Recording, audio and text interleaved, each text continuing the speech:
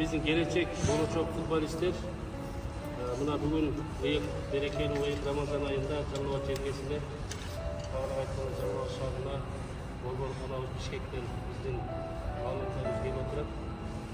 Meyrimdүү жана ырайымдуу Аллах тааласынан баштап урматтуу мекендештерим, урматтуу келечек Кыргызстандын желегин желбере турган жигиттер, бүгүн Рамазан айынын акыркы 10 күндүгү менен ошондой эле жакында барып жеңиш менен келипсиңер. Ошо жеңишиңер менен куттуктаймын.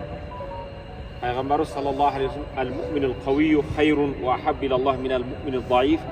Пайгамбар хадисинде айтат, күчтүү имандуу, күчтүү дегенде ал акыл жактан, ден соолугудан, малы мүлктөн, спорт жактан ар тараптуу күчтүү имандуу адам Аллах Таалага сүйүктүүрөөк, жакшыраак, күчсүз имандуу адам дейт.